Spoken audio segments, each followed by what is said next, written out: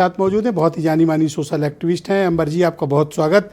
ये जन स्वास्थ्य का एक बड़ा मुद्दा है और मैं देखता हूँ सिर्फ दिल्ली एनसीआर ही नहीं, देश भर में और ख़ास तौर पर हमारे उत्तर प्रदेश में मिलावटखोरी चरम पे। आप ठेले पे चली जाएं, रेस्टोरेंट में चली जाएं, 5 स्टार होटलों में चले जाएं, खाद्य पदार्थ हों, पेय पदार्थ हों, कुछ भी हो, मिलावट उसका आवश्यक अंग है और हम उसे रोक नहीं पा रहे। बातें हम हमेशा करते हैं। देखिए ब्रजेश जी, मिलावट जो है वो सिर्फ जो डेयरी प्रोडक्ट्स हैं वहां तक लिमिटेड नहीं है, या फिर ऐसा सामान जो खुला मिलता है उसमें ही मिलावट हो रही है।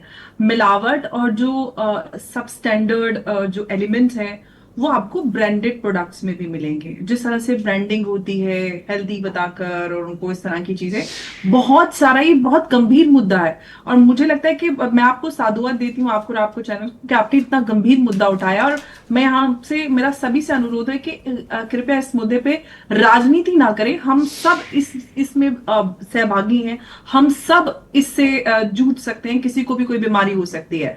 जब भी त्योहार होते हैं तो घरों में मिठाइयाँ, पनीर, घी, ये सारी चीजें आती हैं और हमें ऐसा लगता है कि हम अपना मुंह मीठा करें, लेकिन वो मुंह मीठा नहीं, बल्कि पता नहीं कौन सा जहर हम एक दूसरे के मुंह में डाल रहे होते हैं, हमको पता ही नहीं है। और ये बिल्कुल छोटा इशू नहीं है, पब्लिक हेल्थ का और नेशनल इशू होना चाहिए। मुझे लगता है इस पे कॉन्टिन्यूसली चर्चा होनी चाहिए। और सबसे डिस्टर्बिंग बात यह है कि जो कंज्यूमर है उसको पता ही नहीं होता है कि वो खा क्या रहा है, उसको कौन सा जहर दिया जा रहा है। बिल्कुल सही मिठाई कह रही है, हैं। मसाला है, कौन सा सिंथेटिक मिक्सचर मिला हुआ है, पनीर, ये तो खुला सामान हो गया।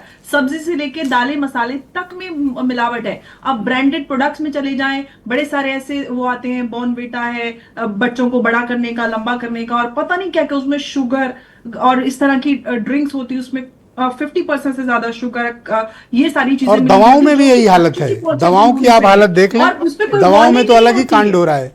सीधा दवाओं में, अब मैं आपको दवा का एक्सपीरियंस बताती हूँ, क्योंकि हमारा एनजीओ और हम दिल्ली में होते हैं, लेकिन उत्तर प्रदेश में भी हम कुछ हेल्थ के कैंप्स वगैरह चलाते हैं। हम एक बार हम कैंप कर रहे थे यूपी के एक गांव में, हमारे पास कुछ दवाइयां कम पड़ गई, तो हमने लोकल दवाइयां मंगवाई। मैं कम से कम आपको 14-15 साल पुरानी बात बता रही हूँ। तो हमारी डॉक्टर ने कहा कि ये दवाइयां आप जल्दी से मंगवा लीजिए। हमने जो दवाइयां मंगवाई तो उन्होंने उठाकर फेंक दिया। उन्होंने कहा ये जहर मैं कभी भी अपने मरीजों को नहीं दूंगी, ये बिल्कुल घटिया क्वालिटी की दवाई, ये जहर है, ये बिक कैसे रहा है। तो दवाई से लेके मसाले, दालें, ब्रांडेड प्रोडक्ट सब हो रहा है। और यहां तक ये सोचिए कि जो बड़ी ब्रांड्स हैं, जो डेयरी प्रोडक्ट्स के, जिनके घी, दही, तेल और वो ये इस तरह के प्रोडक्ट्स आते हैं, उनका भी कॉपी मिल रहा है। कॉपी बनाकर वो आप जैसे ब्लिंकिट या इस तरह से सामान मंगाते हैं और बहुत बड़ा आप ये लोग इस तरह का मैडम, मैं बिजनेस ये चला रहे जानना हैं चाहता हूँ प्लेजराइज कि करके। आम आदमी इसका विरोध क्यों नहीं करता? इसके बारे में आम आदमी को जागरूक कैसे पता वो चलेगा? जग जाए तो आप ये इन्हें ठीक कर बताइए दें सबको भी। ब्रजेश जी, आप ये बताइए, अब आम आदमी को कैसे पता चलेगा कि अमूल का जो बटर आ रहा है ये नकली है या असली है? आप ये बताइए। और तो ये सब हो रहा है।